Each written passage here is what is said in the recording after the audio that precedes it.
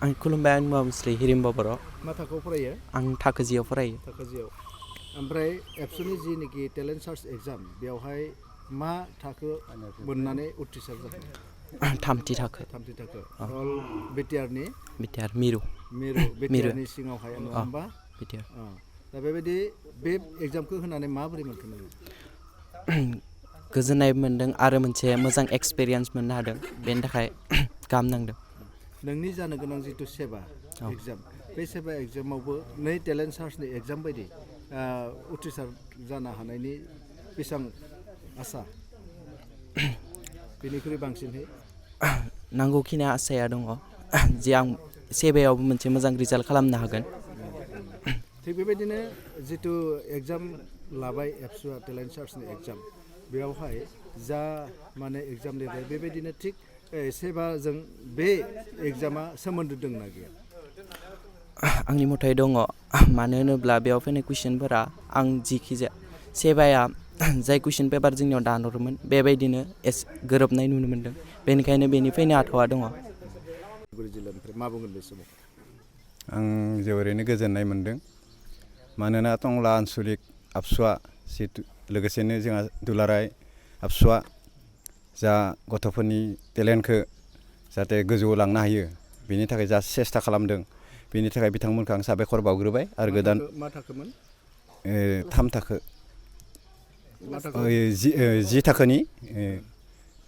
जि थाखोआव फरायो जा गथ'आ बे दा माने दिनै रिजाल्ट अखरनायाव जोंहा टंला दख'रा आबसुनिफ्राय जोंखौ मान बावनो फैदों बेयाव आं जोबोद गोजोनदों।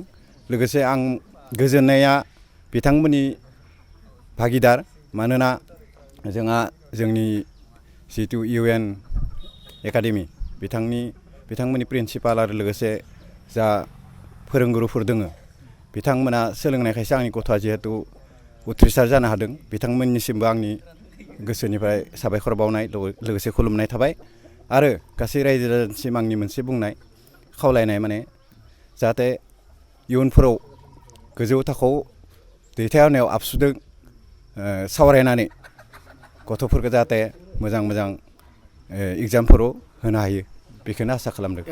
एबसुनि मोनसे बे उफ्रा एग्जाम बे आरो बेबायदिनो बे एग्जामनि गेजेरजों नोंथांनि गथ' बा जायखिजाया गथ'फोरा फरायनायनि बेलायाव जि आनजाद सरकारनि आनजाद बेफोराव हेफाजाब मोनगोन ना मोना बे आनजादनिफ्राय?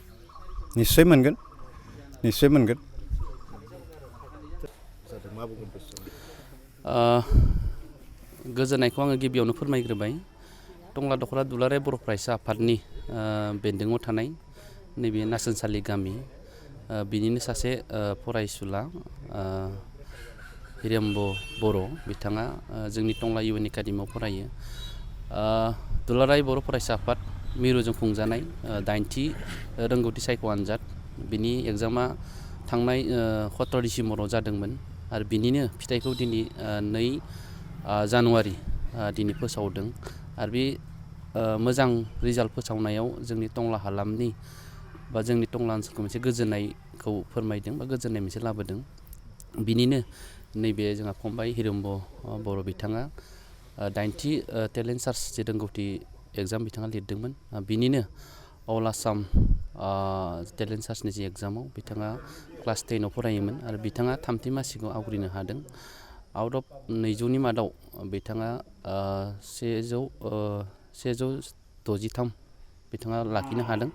81.5% बिथाङा मोननो हादों आरो बिथांखौ दिनै जोङो न'आव फैनानै बरायनो मोननानै जों गोजोननायखौ मोनदों आरो बिथांखौ जिल्ला एबसुआबो खबर लानो फैनो गोनांमोन आरो बिथाङा आंखौ फोरमायहरबाय जे दख'रा एबसुआ बरायग्रोजों खबर लाग्रोदों जोङो गाबोननो थांगोन होननानै बिथाङा फोरमायदों आरो टंला हिसाबै गोलाव बोसोर थांनाय समाव जोङो टेलेन्ट सार्चआव अल आसामाव जोङो 7थि मासिखौ जोङो मोननो हादोंमोन। नैबे गामिनिनो बिथांनि न'खरनिनो जायो रसिता बर' बिथाङाबो मिरु एबसुजों खुंजानाय टेलेन्ट सार्चआव 7थि मासिखौ आवग्रिनो हादोंमोन आरो फैयै गोलाव बोसोर जाबाय देग्लाय जोङो थाखो 10नि रोंगौथि सायख' आनजादाव 3थि मासिखौ जोङो आवग्रिनो हानानै जोङो टंला दख'रा एबसुनिफ्रायबो गोजोननायखौ आं फोरमायदों आरो जोङो टंला दख'रा एबसुनिफ्राय बेखौनो खावलायनो सानगोन जे फैबाय थानाय जायफोर फंबाय बिनानाव जायफोर फरायबाय थादों बिथां हिरिम्ब बर'खौनो नुनानै इनकारेज जागोन आरो बिथांमोनाबो थुलुंगा मोनसे मोनगोन जे फैबाय थानाय समावबो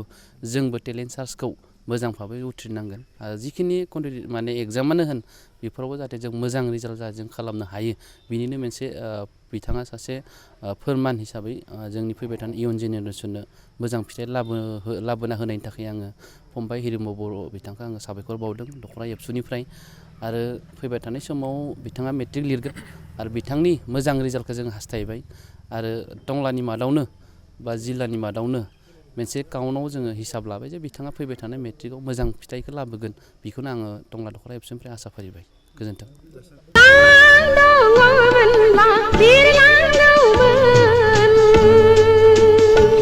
बर'नि गिबिसिन आबुं बर' सावथुन आलायारन सावथुनखौ नायनो हांखुर जानानै थानाय रायजो राजाफोरनि थाखाय गोजोनथाव खौरां।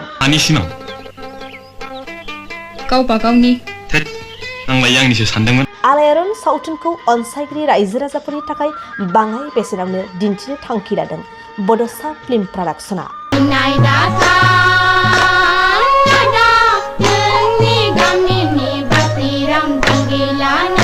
रायजो राजाफोरनि खाबुनि थाखाय क्रिसमास आरो इंराजि गोदान बोसोरजों लोब्बा लाखिनानै गोदान बोसोर 2024 इं मायथाइनि 2 जानुवारिनिफ्राय 20 जानुवारिनि गेजेराव बड'सा फिल्म प्रडाक्शना आलायारन सावथुनखौ बाङाय बेसेनाव रायजो राजाफोरनो दिन्थिनो थाखाय आखायाव लादों।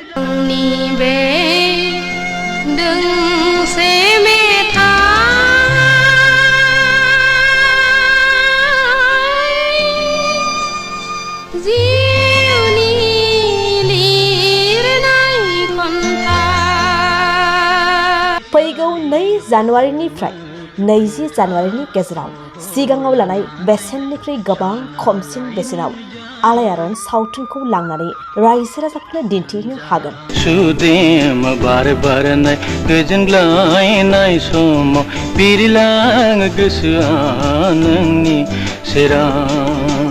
क्रिसमास आरो इंराजि गोदान बोसोरजों लोब्बा लाखिनानै आलायारन सावथुनखौ अनसायगिरि रायजो राजाफोरनि थाखाय बाङाय बेसेनावनो दिन्थिनो थांखि लादों बड'सा फिल्म प्रडाक्शना।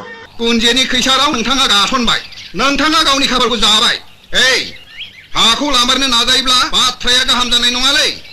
बेनिखायनो दासिमबो जुदि नोंथांमोनहा आलायारन सावथुनखौ नुवाखैब्ला थाबैनो जगाजग खालामदो आरो बाङाय बेसेनावनो लांनानै आलायारन सावथुनखौ नायनो गोसो जानानै थानाय रायजो राजाफोरनो दिन्थिहैदो। नों खालि आंनो 500 रांल' हर, हाया फाक्का। नोंथांमोना आलायारन सावथुनखौ सिगांनि बेसेननिफ्राय गोबां खमसिन बेसेनाव लांनो थाखाय 8453766183 9678616741 आरो 7896298145 मबाइल नम्बराव फोनांजाब खालामदो।